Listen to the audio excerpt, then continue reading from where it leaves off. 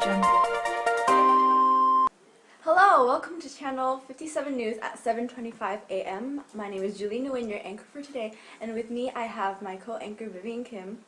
Good morning, Julie. Good morning. On our agenda today, the Eisenhower Doctrine was introduced into Congress as of early January and will be further featured as our main story this morning. In 1957, Eisenhower gave the second inaugural address on a snowy Sunday morning, and January 20th in the East Room of the White House, and again on the 21st at the office of East Portico, where he was formally inaugurated. His inaugural speech, The Price of Peace, discussed the calling of America, reinforcing the necessity to meet the price of peace May the light of freedom, coming to all darkened lands, flame brightly, until at last the darkness is no more. May the turbulence of our age yield to the true time of peace, when men and nations shall share a life that honors the dignity of each, the brotherhood of all. Thank you very much. Flying the Oath was a day of ceremonial activities, including the parade with 65,800 attendees in support of the new term. Also, the Civil Rights Act of 1957 was introduced during his presidency, ensuring and encouraging African American citizens to be active in creating a unified country. This caused an uproar among the citizens, specifically a university professor, Ralph Bunche, who argued that the bill served no purpose due to its lack of mobility. Only 20% of registered voters were of African American descent. Bayard Rustin of CORE strongly testified the large stepping stone towards the growing movements of the civil rights. Tensions also rose between the Soviet Union after the world's first satellite, Sputnik, was launched, symbolizing the advancement of technology race. Lift slowly from the earth. Wow, we're really falling behind on the USSR right now. We are. Sputnik. What kind of name is that? Sputnik. Anyway? Sputnik. Ridiculous. What do you think about civil rights? I feel like everyone should be able to access the ability to be free in America. In America. Vote now. Vote now. Stay tuned for the main story after this commercial break. Is your car old, worn down, or looks something like these cars? Well, look no further. Check out the Toyota Crown. Its sleek red coat brings you attention from all the girls in your neighborhood. You'll no longer want to be like this guy who gets all the girls, because you are the guy who gets all the girls. Only $14,999 at $200 per month. For more information, see your local Toyota dealer. Don't you wish you had one? In today's story, as mentioned earlier, the Eisenhower Doctrine was first proposed to Congress on the 5th of January and finally has been passed in March. During this special message to the Congress regarding the urgent situations of the Middle East, he presents the ability for the Middle Eastern countries to request for an economic or military aid in response to the armed aggression imposed on by other countries. In other words, protecting the countries from further entanglement with the USSR, promoting their possible Communist Party overtake of the Middle East.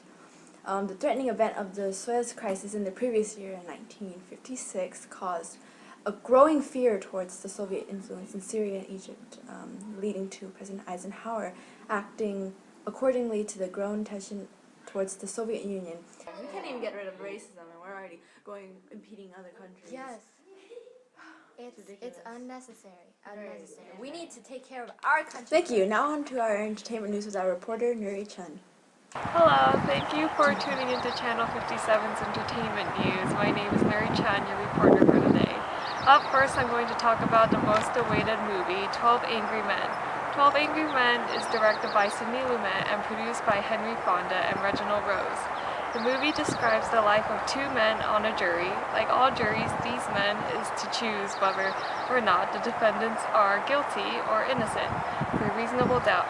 What makes this movie unique is that the jurors are referred to as numbers and that the film is mostly filmed in one room. Moving on to our music section, according to Billboard charts, Elvis Presley's All Shook Up has been the bestseller in stores, most played by jockeys in jukeboxes, and was in the top 100 for a total of 8 consecutive weeks. All Shook Up is considered Elvis's second biggest hit after Don't Be Cruel and Hound Dog. Throughout 1957, Elvis released many popular songs like Too Much, Teddy Bear, and jailhouse rock. When I'm near the girl that I love best, my heart beats so it scares me to death. When she touches my hand, oh, what a chill I got. Her lips are like a volcano that's hot. I'm proud to say that she's my buttercup. I'm in love. Finally, ending this section with sports news, I'm going to talk about the New York Giants. In the National League of Baseball, the New York Giants ended up in 6th place with a record of 69-85. This marked the Giants' 75th annual season, yet it also marked their final season in the beautiful city of New York. As one can see, the Giants relocated to San Francisco, California. Their relocation was due to the necessity of finding a new stadium because their previous stadium, the Polo Grounds, had collapsed. Walter O'Malley, the owner of the former New York Dodgers, pushed Forrest Stoneham, the owner of the Giants, to move to California because California would only allow the Dodgers to relocate if another team would as well.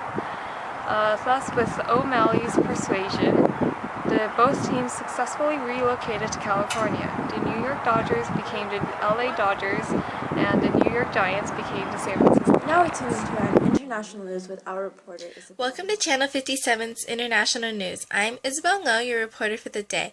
As you already know, the United States first got involved with Vietnam in 1944 when they sent the OSS, now known as the CIA, to help train the Viet Minh in the fight against Vichy France and Japan during World War II. As years went on, Vietnam went on its own search for independence. When the French were defeated, Vietnam was split into two.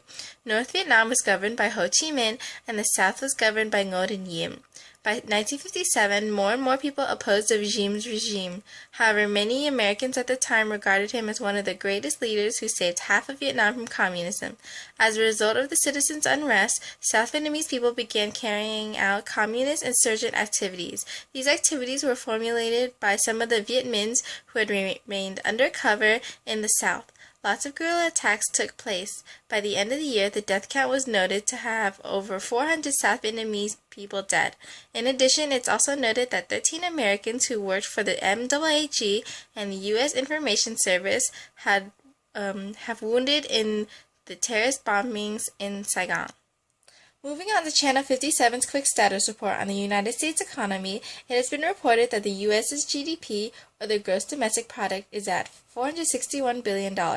Also, our government spending budget is at $76.58 billion too. However, our federal debt is at $272.3 billion, while the unemployment rate is averaging about 4.1%. That's all for today. I'm your reporter, Isabelle, signing off. This is Nguyen signing off. Thanks for watching.